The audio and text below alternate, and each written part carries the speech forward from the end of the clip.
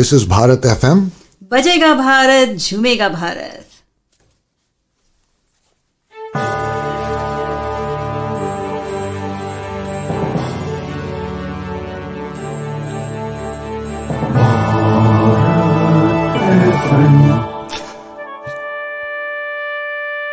ये है भारत FM. बजेगा Bharat, झूमेगा Bharat. Namaskar, Sat Sri Akal, welcome and adab.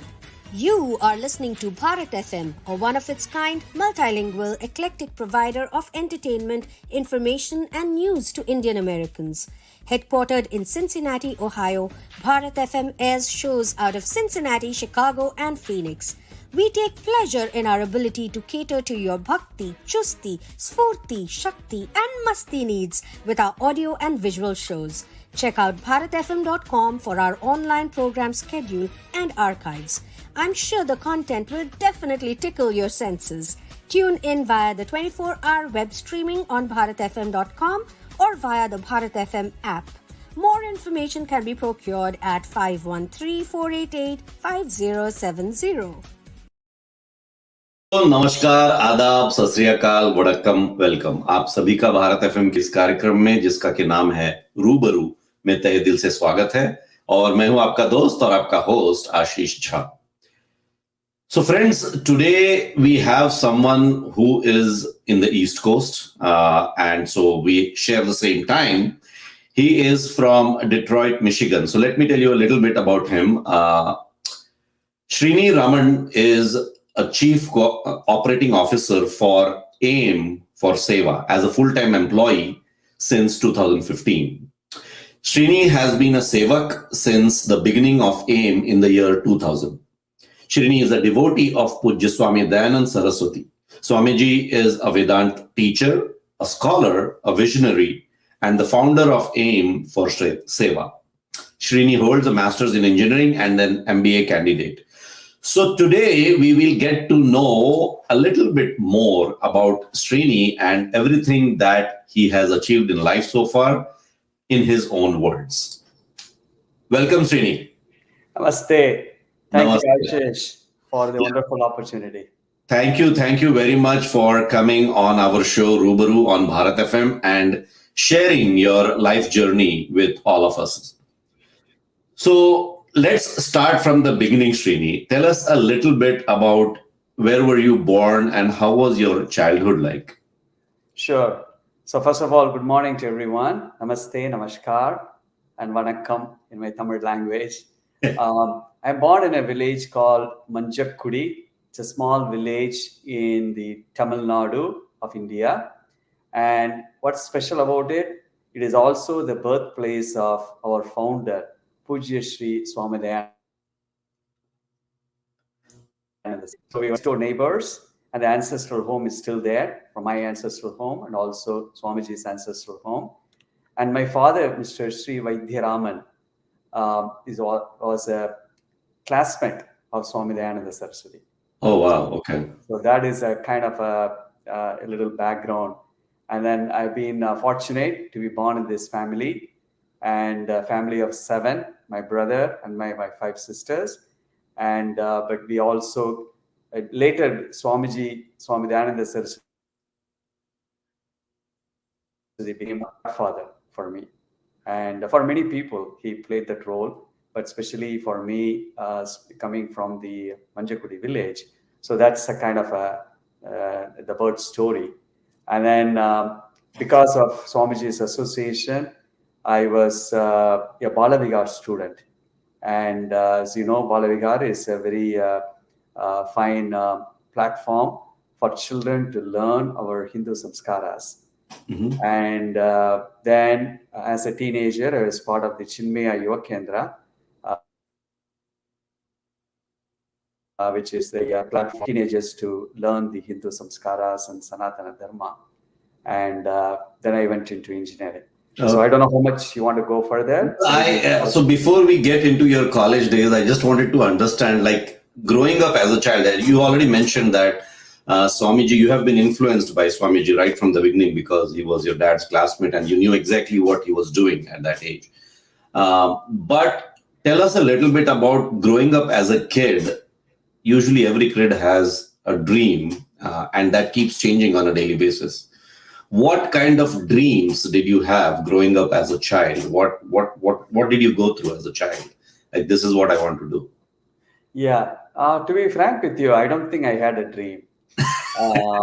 So it just went with the flow, and I liked listening to stories of Ramayana, Mahabharata, and I also listening to some of the Vedic chants, and that kind of fascinated me. In fact, even in the childhood days, that fascinated a little bit even more than the education in the school. And but in the elementary school, I vividly remember for some reason I took responsibilities on my own. Okay. Even before the teacher would ask any student to do, and that put me as a school pupil leader. If you remember Right. in school, I was this school leader, which means that I should be the first one to open the school door. So they entrusted me and gave the keys to the school, and then I would do the Indian flag hoisting, and then the morning prayers, the typical morning drill, and all that. And I'll be the one to close the school, make sure everything is okay. So that really I enjoyed doing that. So Nice. if you call that way, I don't know whether it was a good student or not from the academic point of view, but the teachers liked me for taking this responsibility. That's very nice. Okay. So, engineering, are you saying that engineering just happened to you and that was not something that you planned? Yeah, that's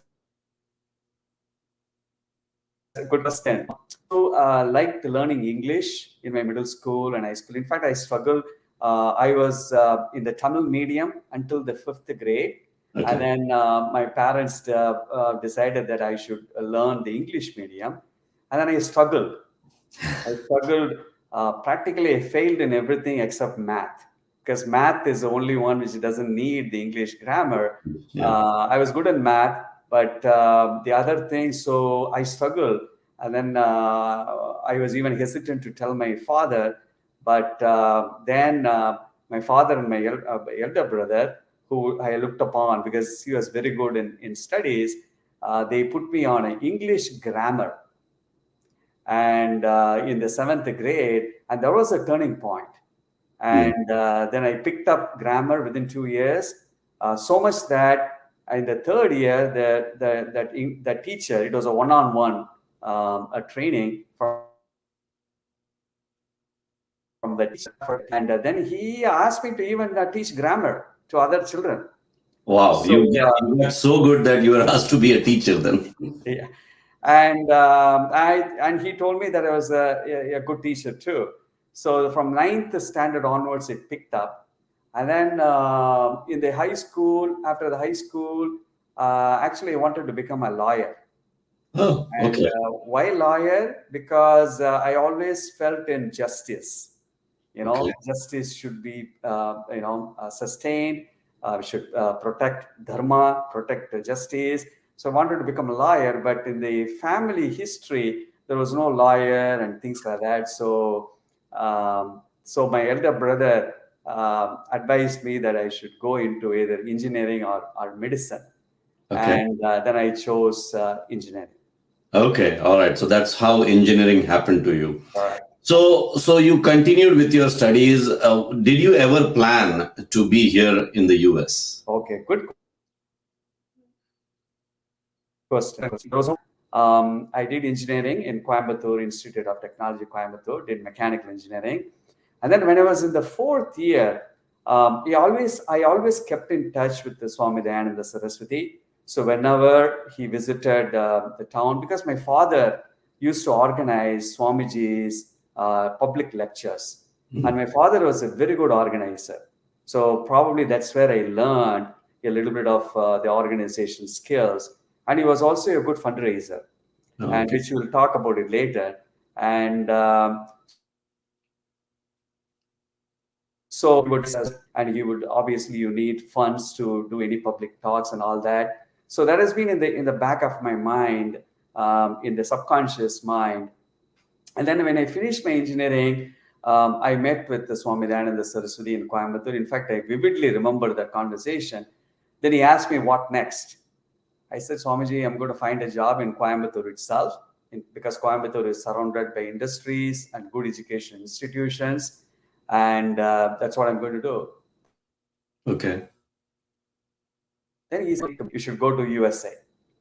I said, Swamiji, I'm not interested. Because I'm a very content guy. So I was contented. I was taking care of my mother, my sister, and so I was happy. Then he said, no, you should go. You should go and explore and do your master's there. Then finally he said, you will go. Oh, okay. He kind of pushed you. So there was, and also, I have not denied any Swamiji's instructions. Okay. Jump means jump. So Okay. I had the total trust, total shraddha, total respect for Swamiji's thinking, his words. So then I told myself, you know what? If that is what it is, I'll apply to one engineering college and I'll go for one interview, because getting the interview, the student interview, coming to USA and all that was a big challenge in the mid 80s. Yeah. And I told myself, no second time. If it's meant to be, I will do it. Correct. And then I went once, because in those days, people were going for 5 times, 10 times interview at the US consulate. Mhm. Because every time they will deny your visa and you have to go back and reapply. I went once, and guess what? I didn't even have an interview. Oh, really? Okay. I got the visa at the counter. I thought it was a joke, or I couldn't even understand what was going on. So they just called my name in the counter and handed over a piece of envelope. I asked them, what is this? They said, this is your visa. Nice. So that's why I came to USA. Okay. 1987. So you initially came here to do your master's, but something happened in your life where you continued full time. You wanted to be full time doing what Swamiji was doing. So tell us a little bit about that. How did that change? Yeah. Okay. So that's a little background here. It will make 5 minutes for me to tell this story. Yes, definitely. If you don't mind. So 1987 was the year that I came to USA, and I came in the middle of the winter, January, and which I have not seen snow in my life. So I saw some white stuff falling from the sky, and I asked, say, what is that white thing? He looked at me and said, where are you from? I said, I'm from India. So that's, and then I changed the school, the engineering school, from one college to another college. And within that, I had about 4.5 months of summertime, ran out of money, didn't know what to do. So I called Swami Dayananda Saraswati. And because by the time he had started a fine institute called Arshya Vidya Gurukulam in Salisbury, Pennsylvania. Oh. And it is a one-of-a-kind institute to teach Vedanta, Sanskrit, and yoga. And he was just starting the curriculum there. And then he Swamiji was very good in doing the 3-year Vedanta course for dedicated students. And he was doing that 3-year course. He's just started in the year 1987, January. And then I called him in the month of May. And at the time, the ashram was also growing up. And so he saw my tone. He said, why I'm calling him? He said, come on in. We have a place for you. We'll give 3 meals a day. But in the meantime, we need your help too. We need a lot of physical labor and other help, seva, and come on in. So that was another turning point in my life, where because before that, I knew Swamiji as more from my father's friend, and almost like an uncle figure. Right. and or a godfather figure, but that was an opportunity for me to listen to the so-called Vedanta, Right. the scriptural test. And I was attending all classes. It was a very busy day, morning at 7 o'clock with the meditation, and it will go until 9 o'clock in the night. And in between, a lot of work, a lot of seva, whether it is dishwashing or cleaning the carpet, cleaning the bathrooms, doing carpentry work, doing construction work, and also serving breakfast for Swamiji, because Swamiji, he likes Indian breakfast, especially dosa.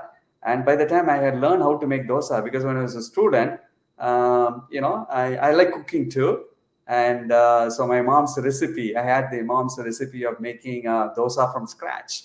So Wow. Okay. I started making, and then the ashram manager, Radha, I still remember asking me whether I could do it. So I made it for one day, and then she came back to me and said, Swamiji liked it. Can you make it from tomorrow onwards? So what do you mean from onwards? I said, oh, we don't have here. So I ended up doing making dosa for Swamiji for almost the entire summer. And that was one of the precious moments for me, an opportunity for me to do that kind of. So I did all those different types of seva work in the Arshya Vidya Gurukulam, Salisbury, Pennsylvania. Okay. And that I also at the same time started listening a little bit more seriously about what Vedanta is.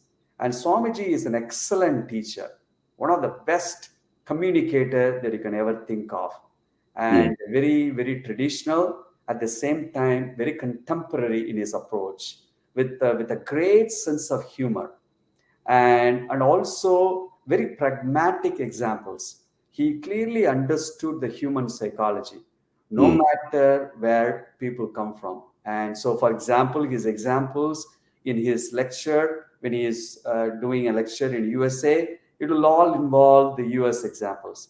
When he is going to Australia, it will be the Australian examples. Go to India, it will be different. So he was a very, very pragmatic person. So that really fascinated me. And of course, attending all the classes from morning 7 until evening, in between doing seva. So that really did the very first transformation in me. I see. Okay. Those 4.5 months that you were there. Yeah, that 4.5 months I was there was one of the best moments in my life. And that was, and I was a bachelor. So obviously I had all the time. And and I also started learning about the US culture, because 90% of the students in that ashram at that time were the local Americans here. Oh, okay. So I was, there were only about 3 people from India. The rest of the people were from USA, here, born here. Okay. So which year was this, Srini? Which year? This was the year 1987, summer of 87. 87. Wow. Okay. Okay. So tell us a little bit about so after you were done with this 4.5 months, you were very influenced and you were convinced that you love something like this and you would want to do this. But at the same time, you continued with your engineering. Correct. And I'm assuming you must have started working somewhere as a full-time job. Yeah. So tell us a little bit about that journey. Sure. So after finishing my engineering and mechanical engineering with a master's degree, obviously Detroit is a place for mechanical engineers. So that brought me here. Then I started working for automotive companies. And but even though I was working, every year I would go to the Arshya Vidya Gurukulam. Oh, okay. And at least 1 week. So that became a part of my routine of every year. And then in 1992, I got married to a lovely wife, Savitri. And she also has a similar background of growing up in Chinmaya Mission, the Bala Vihar, the Chinmaya Yuva Kendra, and also have a respect for Swami Dayananda Saraswati. So together, we were then started traveling to Arshya Vidya Gurukulam. That's very nice. 1992, and we will spend at least 1 week. Okay. So, so that became a part of our. So the Arshya Vidya Gurukulam became our second home. Home, right, right. And we wouldn't make any decision without consulting with Swami Dayananda Saraswati, I whether it see. is personal or professional or anything related to Seva. And so that became, and it's not just for me, anybody you can talk to, any person who is close to Swami Dayananda Saraswati, they all feel the same way. And so then that brought me into every year we are going, even after having two boys. I have two lovely boys named Kaviraj and Varchas, and both were named by Swami Dayananda Saraswati. And so we would take them, even if they are 3-month-old baby, doesn't matter. Okay. So that became like our regular Detroit to Sailorsburg. Most of the time you'll drive. It's Right. only about 8-hour drive. And whether it is a winter or summer, rain or shine, it will not stop us from visiting Ashavdaya Gurukulam every year. Very nice. Okay. Now, a question that I'm not sure if you have come across, but I'll still go ahead and ask you. Being an engineer, it's always natural to find logic in everything that you do. Now, when it comes to a religious preaching like this, a Vedanta or something, has it ever happened to you where you have questioned that teaching that you're getting from Swamiji and kind of not been convinced or being convinced, either ways? How have you handled that situation? That's an excellent question, Ashish. In fact, it helps because Vedanta is nothing but logic and common Nice. sense. Okay. So it is full of logic and common sense. And in fact, one would struggle to understand Vedanta if one doesn't understand logic. So the engineering thinking really helped me to ask questions, because as an engineer, you're trained to ask questions. In fact, in engineering principles, they call it 5 whys. You have to ask why 5 times 5 times. in order to Get an answer. understand. Yeah. So in Vedanta, it may be 5,000 whys. Wow. And you always got an answer to those 5,000 whys. Always. And Swamiji was very convincing. And he says, it's not me. That's how it is. That's the way Vedanta is. The rishis, all the seers, they were so logical, and it passes down from one teacher to a student. Student then becomes a teacher. So it's like a parampara. And so to answer your question, the engineering or any college degree or any education will only help Vedanta. I see. You mean the other way around? The Vedanta will help engineering, or is it the other way around? No, it's the Vedanta may not help you because you still have to study engineering. The Vedanta may help you, saying that it doesn't matter what type of a job you do, you can be still what you're doing. It doesn't matter. You don't have to be an engineer. You can be a regular, a cleaner. Right. So that's what the Vedanta teaches you. Okay. So now let's talk a little bit about AIM. When was it born and how was it born? What is the story behind AIM for Seva? Sure. Good question. So Swami Dayananda Saraswati, as I mentioned to you, is a teacher of teachers, having created more than 250 teachers who are all teaching around the globe. It could be Japan, could be Australia, could be UK, could be South America, India, of course, USA. I mean, on all kinds of citizens too. And he has an institute, a Vedanta Gurukulam in Anaikatti, Coimbatore. And when he was there, he also started traveling to the nearby villages. And by the way, Swami Dayananda Saraswati always loved traveling.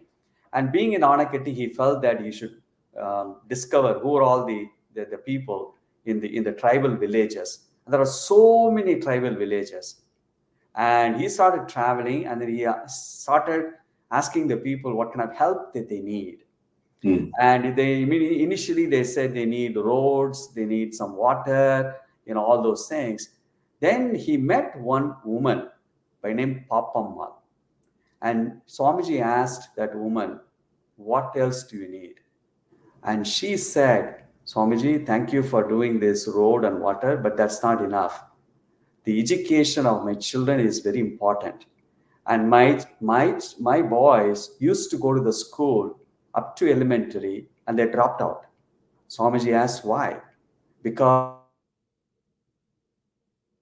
the school is how far away? It's about 3 to 4 kilometers each way. And the roads are not good and dangerous. And if it is a rainy season, they cannot go, go to the school. So they dropped out. And then Swamiji said, okay, what do you want me to do?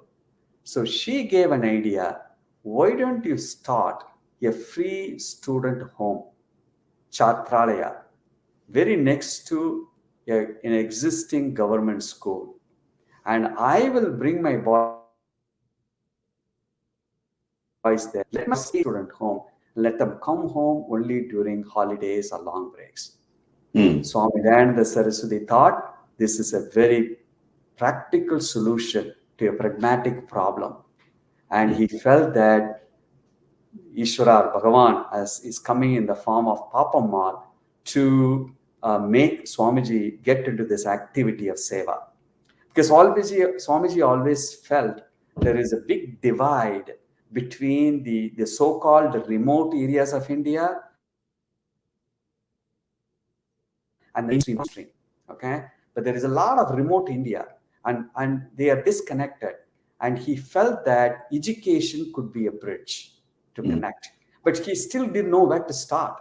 I mean, you can have a vision, but unless you have a mission and the objective statement, very difficult. And Papammal gave this mission statement to Swamiji. And so he started the very first Chatralaya, or the free student home, in the village called Anekatti. And that's how Swamiji then said, this aim for Seva should be all over India, in every nook and corner. And he knew that this will take a tremendous amount of time and resources. Yeah. So before you move on, it's usually very easy that this is how it started, but there are so many challenges in starting something new, especially for a good cause where charity becomes extremely important. Because first of all, convincing teachers that you're starting with Chhatralaya and they will have to basically do this seva, which is not, when it comes to like luxurious lifestyle, you don't get that when you do something like this, a seva. So finding out like-minded people, organizing them, getting them together and having them do this, along with getting the funding for doing this, how was all that managed? Do you have any insight to that? Sure. Excellent question, Ashish. Swami Dayananda Saraswati is one of the greatest leaders that you can think of. In fact, let me sum it up in this way. I vividly remember one teenager in Sailasburg Ashram asking Swamiji, Swamiji, are you a good leader? Guess what Swamiji's answer was? His answer was, I don't know whether I'm a leader or not. People seem to follow me. Okay. So that sums it up. So he's just started doing the work. And then he found people getting inspired in the process and then just following him. So when you said doing the work, he himself started teaching first? No. What I meant is, of course, that's a spirit behind what I said. Okay. That, of course, Swamiji has got a lot of disciples. And a lot of disciples, when he shared this vision of what he wants to do and shared this story of Papammal, Raman of AIM for Seva, Mr. R. Raman, the former president of India. Right. So he got inspired and he said, Swamiji, we should do it all over. So the inspiration spread in a wild manner. Okay? And then a lot of sevaks came forward without telling them to do. And then they were ready to do the work, groundwork in India. Of course, your second question, where would the fund come from? Right. That's where I like to share a little story about myself here. When Swami Dayananda Saraswati talked about AIM for Seva for the very first time in our December camp of Ashwadya Gurukulam in the year 2001. I happened to be there along with my wife, And Swamiji said, this is what I'm doing. This is what I would like to do all over India. And of course, it requires a tremendous amount of financial resources and other human resources too. He said, do what you can. It's like, he gave a beautiful example. It's like Sri Rama building the bridge to go to Lanka. Right. And he said, even a lot of squirrels came forward to do their part. So he said, you can be a little squirrel. That really touched my heart and my wife's heart. So when we were driving back, we said, how can we be the little squirrel? So I volunteered to do a fundraising program in Detroit, Michigan. And along with some good friends and good devotees of Swami Dayananda Saraswati. And we then started doing a fundraiser. And in the very first year itself, in the year 2000, people came forward to help us. And Swami Dayananda Saraswati himself came to Detroit, and we did a public fundraising event. In fact, 2 events in the year 2001. And we raised my very first free student home, the Chatralaya in Arakati.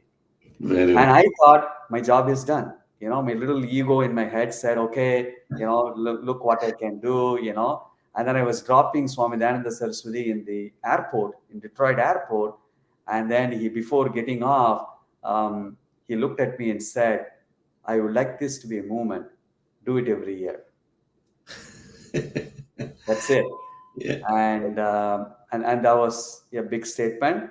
And with Ishwara's grace and with all the Guru's grace, I've been able to do that. Okay. So now before we move on, Srini, I would like to share a video of AIM for Seva with all our viewers. So let me do that if you are okay with that. Sure.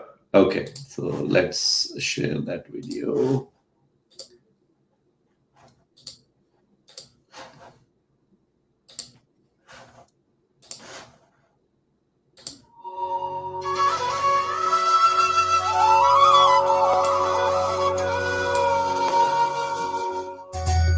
AIM for Seva is a global movement to empower underprivileged children of rural India by giving them access to a formal education through a network of Chatralaya and schools.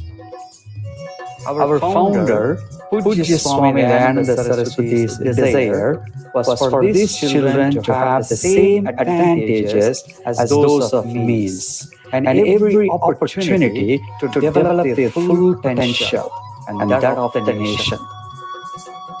Our 104 Chatralaya across 16 states of India serve as a nurturing, fully supportive home away from home for 4,000 children each year and bring schooling right to their doorstep. Our children remain with us throughout their high school and college years. We also educate 5,000 students in our schools and college for a total of more than 9,000 children every year.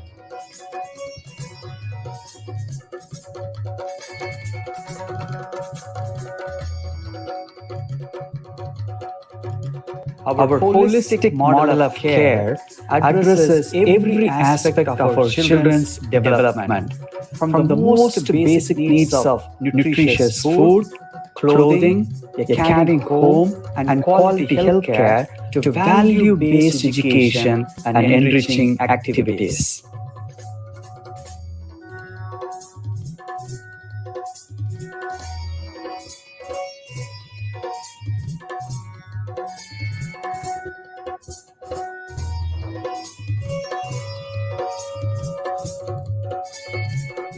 Daily yoga, meditation, and prayer set the tone for learning and encourage self-discipline and overall well-being.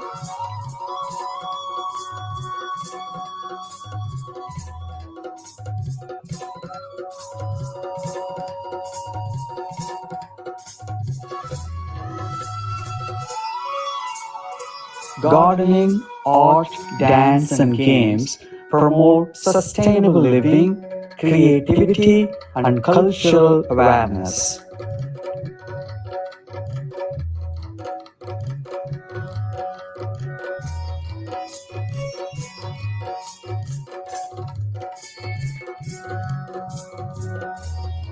Upon graduation, our children benefit from job placement and go on to lead rewarding careers in areas such as engineering, banking, and healthcare.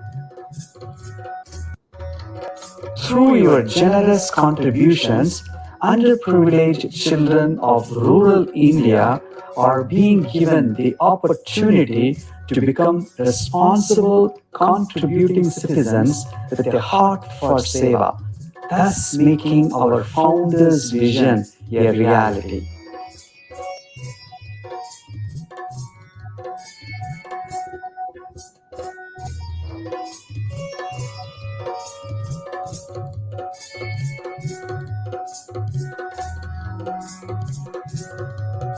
Thank you for helping to impact the lives of more than 20 million people over the last 20 years.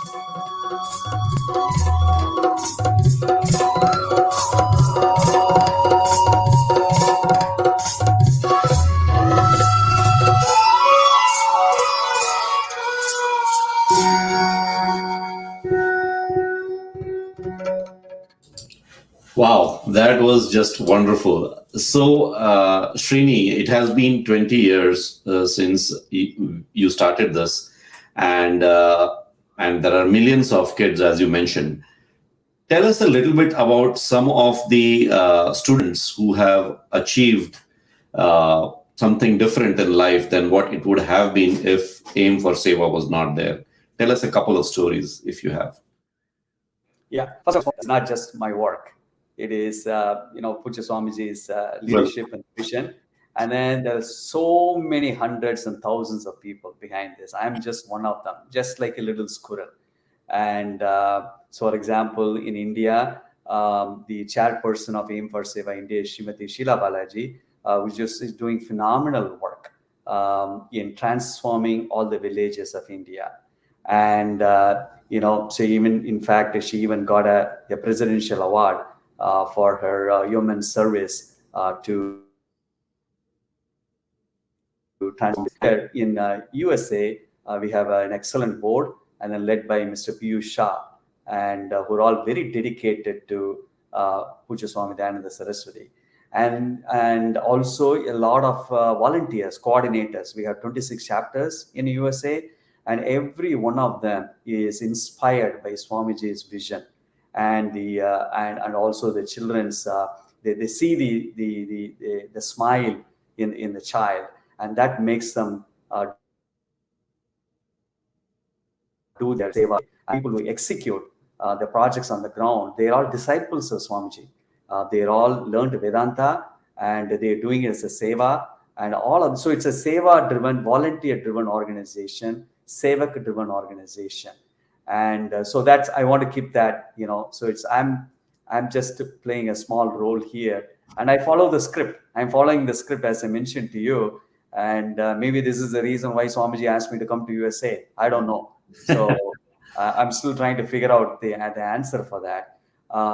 But your question of, what do the children see? One of the primary mantra, or I would call it as the vision or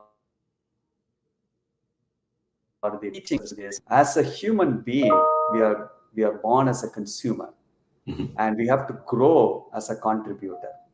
So he wanted the children, in the beginning, they may be a consumer, meaning that, hey, I need this, I need this, I need this. But eventually, they want their children to be a contributor. Same thing for us here.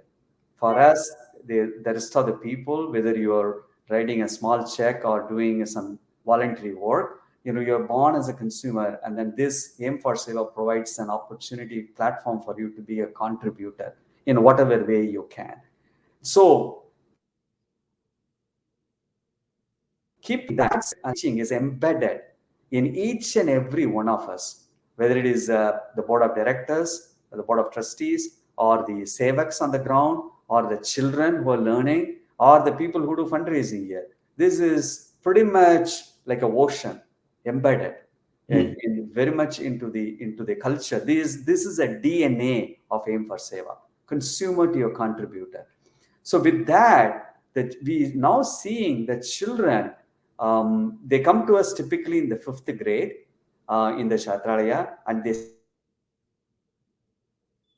stay with us for 7th grade, and we make sure that they get good marks, good percent, good grades, and then they go to college. We have our own college in Manjakudi. They are most welcome to come to our college, or they can go to any college, whether it's engineering or a dental or medical. And we have so many stories of children doing which have no idea of education. Now they are engineers, and one of them is pursuing, in fact, an MBBS, and another one doing a dental, and another one joining an Indian Army a few years ago. And recently we know somebody who joined Indian Postal Service. And so they all have the children no matter where they are born, and they are bright and brilliant. All that we need to do is provide that proper environment, okay, the proper atmosphere, and then for them to grow. And that's exactly what we are, the AIM for Seva does. And so we see, in fact, I would like to say that 2 of the boys who studied from us, who stayed in our Kshatralaya from 5th grade up to 12th grade, then they went to our own college in Manjakudi, and they did a 3-year college in the BSc Computer Science, and then they got a job in, I think one of them got a job in TCS, and another one in a banking institution. Guess what? They gave their very first paycheck salary as a donation to AIM for Seva. That is the typical example of a consumer to your contributor. Yeah. So this is a success story, and then we have many stories. Recently, one boy, he graduated, and he wanted to teach the other children. So he started forming a small coaching group in his village, and he just started teaching on his own. So these are all some of the examples of the consumer to your contributor. Thank you, Srini. And I'm not surprised that they're doing this, because if they have benefited from something like this, they have a strong belief in it, and that's why they continue doing it, what was started 20 years back. Now, one question that I always have is like AIM for Seva, there are other organizations, I would not like to name them, but there are other organizations who do very similar stuff, and they are successful as well. So couple of questions that come to my mind. One is there a reason for multiple organizations to be there doing the same thing, or can they come together?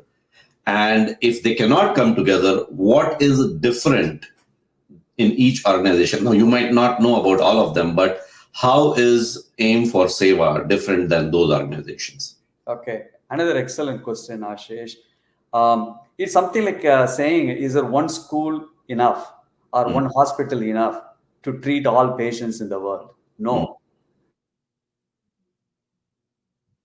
Similarly, many facets of the help that one needs, and the one that one could give. So the more the merrier. That is my first question.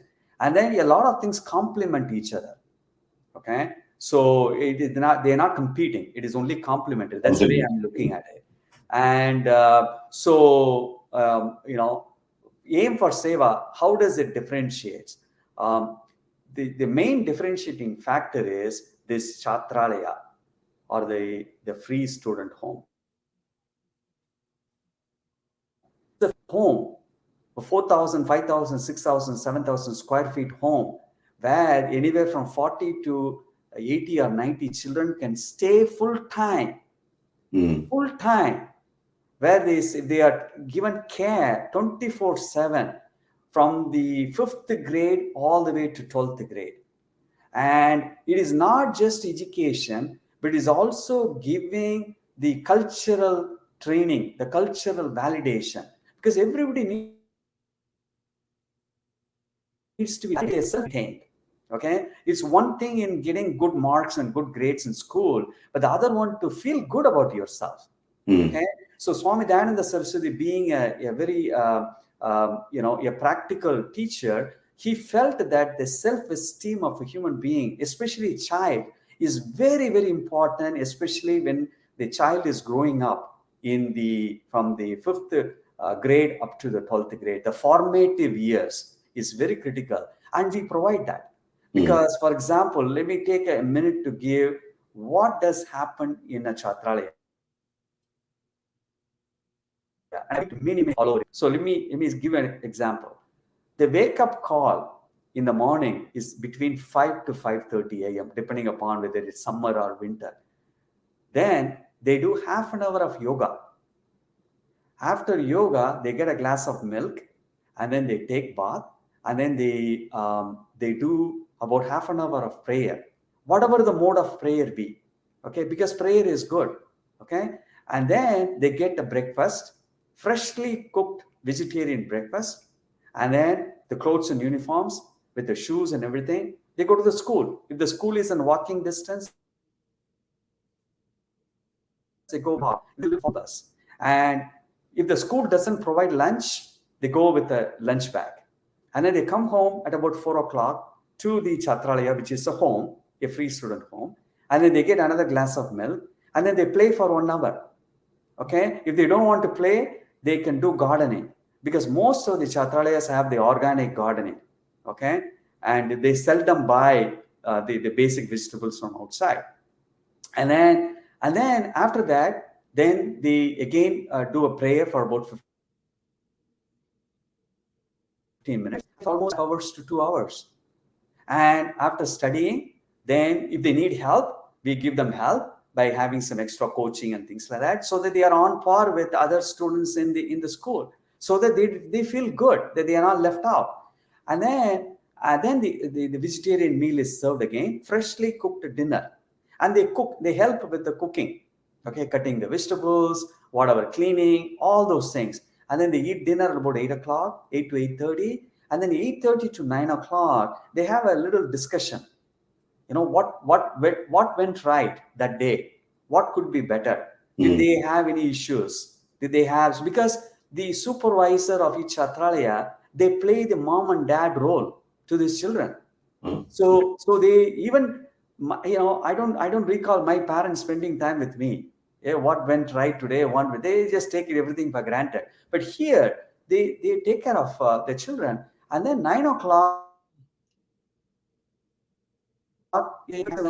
bedtime. And Ashish, there is no television, there is no refrigerator, there is no microwave. Wow. Okay? Because every meal is freshly cooked meal, and they cook only for that. There is no wastage. And if there is a wastage, generally there is a goshala. You know, some of the student homes have a small goshala at the back of the Chatralaya, and they feed the cows. And also the children, they take care of the cows, and they take care of the organic garden. So it's a wholesome life that they. This is a differentiating factor. That's why I said this is instilling the values. Okay, making them feel good, making them feel proud of the Bharatiya culture. Very, very important. The schools doesn't have that. That's true. Regular schools don't have that. They will give you marks, they will give you a certificate. Yeah, you'll get a job. So here, this makes it, and this is the differentiating factor of AIM for Seva. That's Number right. one. Number two, so it provides. Now, what is the donor perspective? Yes, you can support a child, okay, but you can also help build these homes.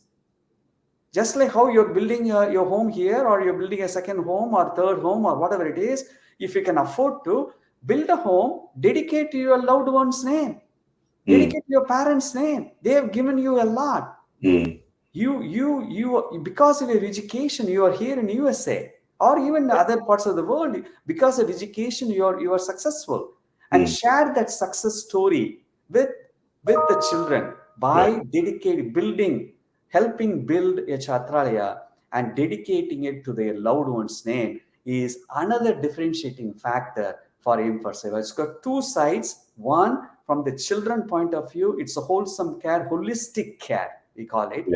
And that's a differentiating factor. And here from the volunteers and the donors point of view, you help build.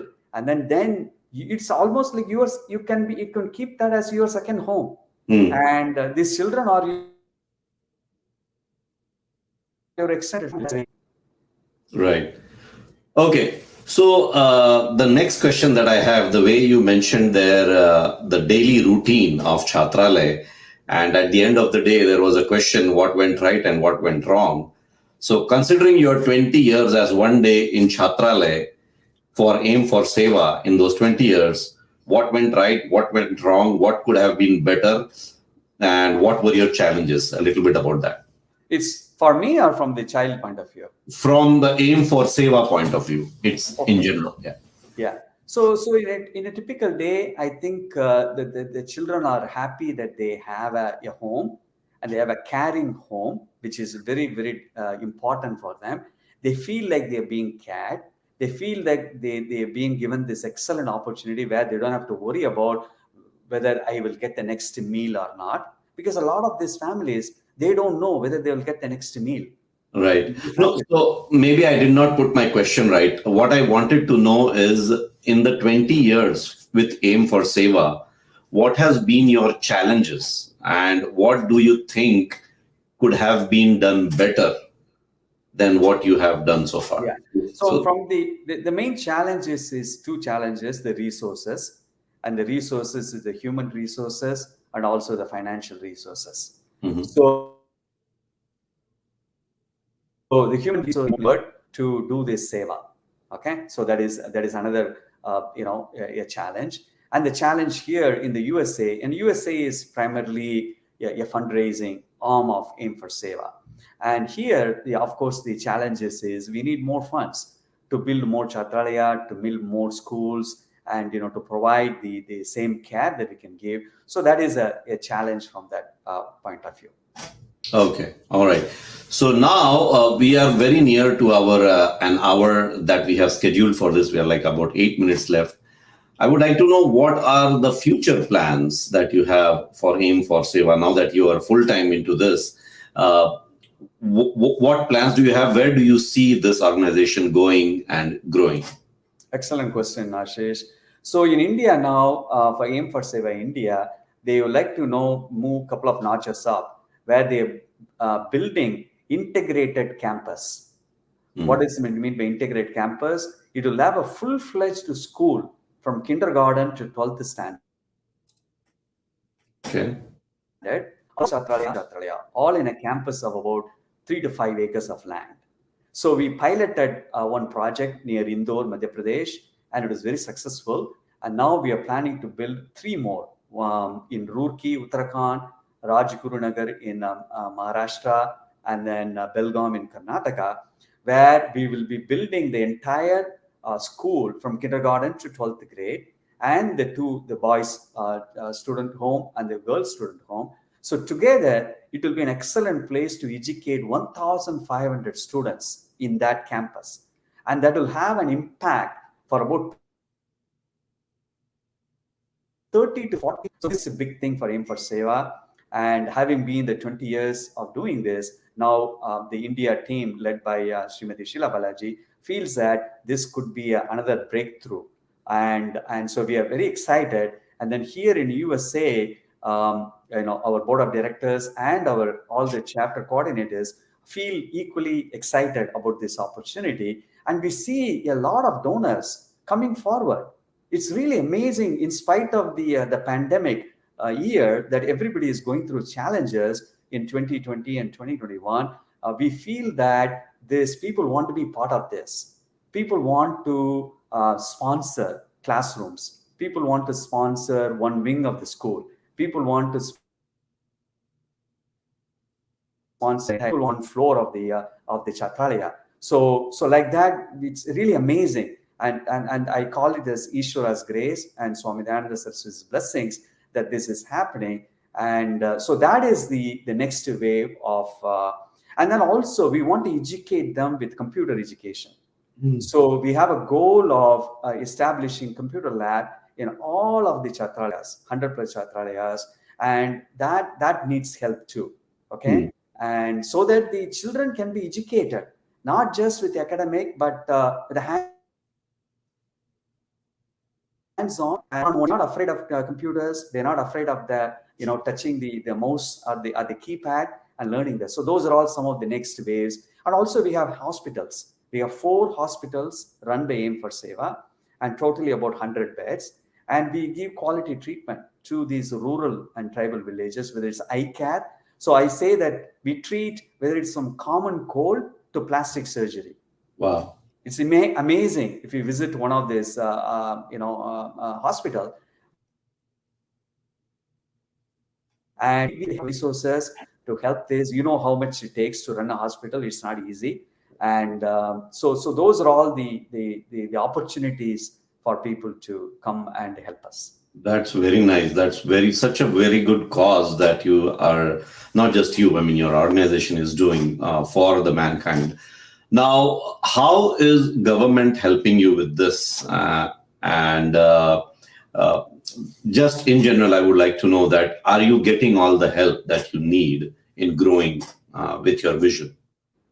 Us with some of the schools, they help us with with some. I think a couple of schools are the government aided school where they would pay for the salary of the teachers, but the rest of the work is all done by us.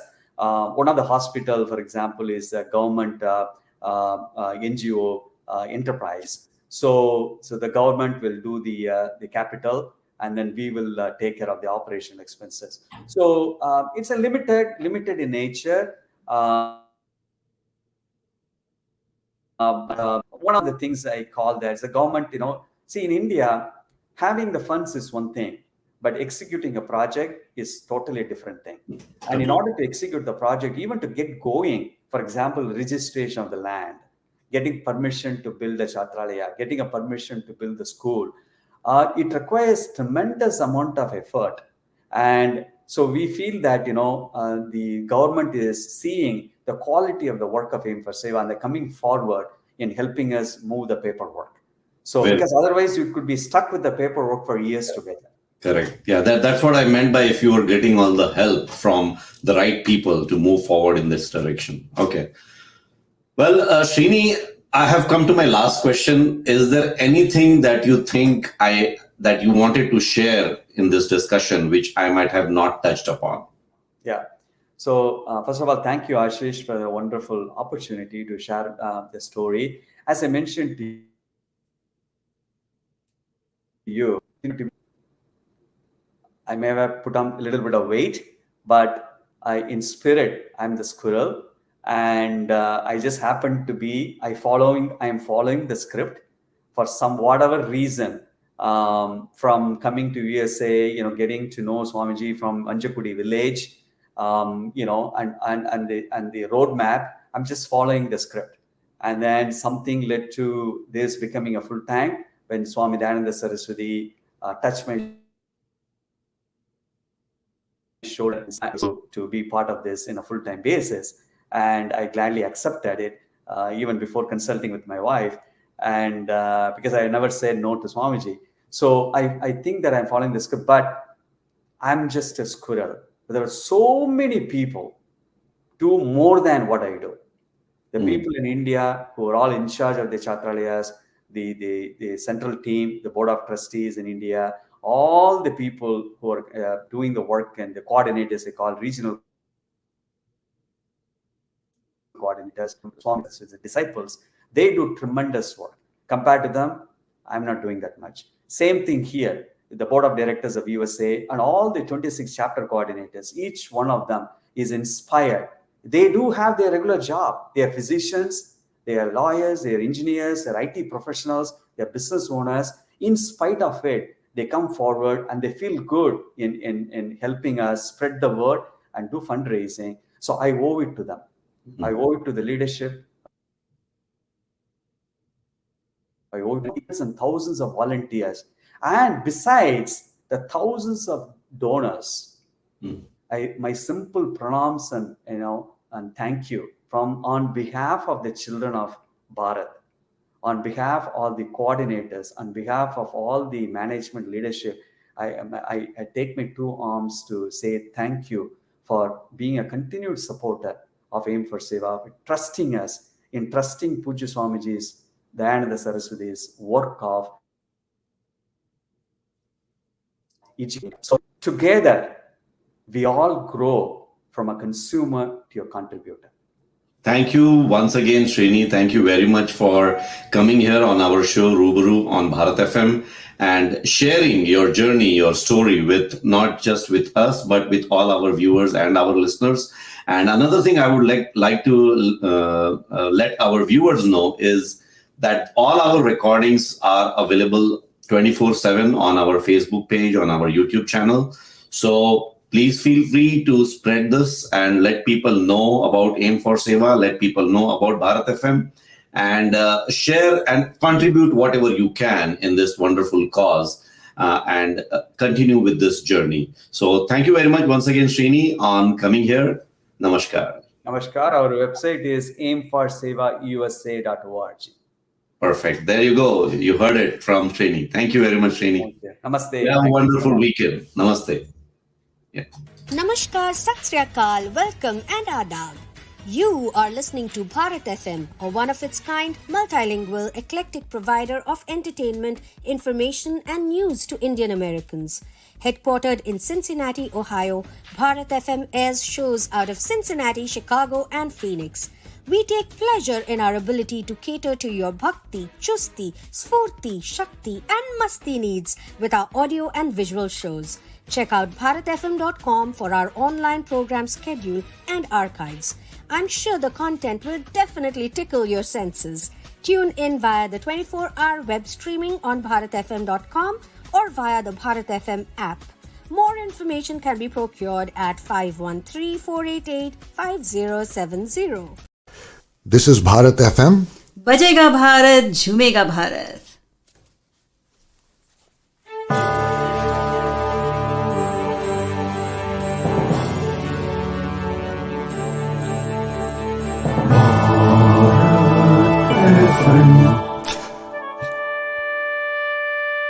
ये है Bharat FM. बजेगा भारत,